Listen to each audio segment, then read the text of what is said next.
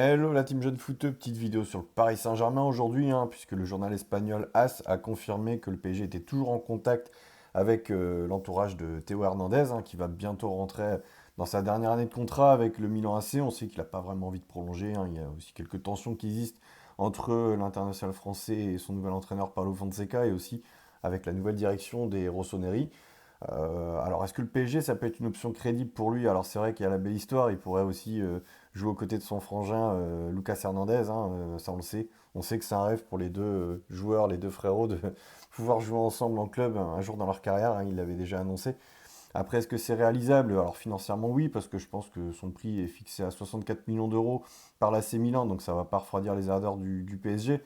Après, est-ce que c'est vraiment la meilleure option à ses yeux? J'ai envie de dire, sportivement parlant, moi je pense que franchement, le Bayern de Munich, qui resterait le favori numéro un sur ce dossier, pour moi, il a toutes les chances de l'emporter parce qu'ils avaient déjà claqué 80 millions d'euros en 2019 pour recruter justement Lucas Hernandez à l'époque, qui était à l'Atlético Madrid.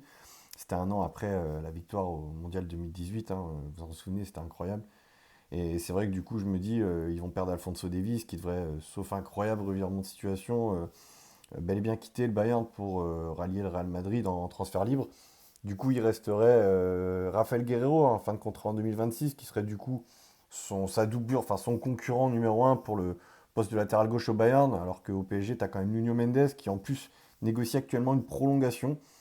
Puis bon, on va pas se mentir, bon, si c'est pour être utilisé de la même manière qu'Hakimi à droite, là je veux bien, mais quand on voit Nuno Mendes à gauche, la manière dont l'utilise Luis Enrique, enfin on comprend pas trop en fait depuis le début de la saison ce que Luis Enrique attend réellement de Nuno Mendes dans son positionnement, alors que c'est un super joueur, Le seul problème, ça on le sait, c'est qu'il est rarement épargné par les blessures et les pépins physiques depuis sa signature au PSG. Donc voilà, si on prend un peu un mix de tout ça, tous les arguments le pour et le contre, enfin, on se rend compte quand même que le Bayern Munich a toutes les chances de l'emporter sur ce dossier par rapport au PSG, mais on ne sait jamais. Puis c'est vrai qu'il faut quand même rappeler que Théo Hernandez, c'est quand même un joueur qui est déjà suivi par le PSG depuis de longues années, quoi. Je ne sais pas si vous vous souvenez, mais c'est vrai que Leonardo, à l'époque, quand il était encore au Real Madrid, avant qu'il signe au Milan AC, justement, il souhaitait déjà le faire venir au PSG à ce moment-là, donc c'est vrai que il y a quand même un truc entre Théo Hernandez et le PSG qui est là depuis des années. Donc on verra bien. Moi, s'il vient au PSG, je serais super heureux. Ça serait super pour la Ligue 1. Après, on va pas se mentir. Avantage au Bayern Munich sur ce dossier.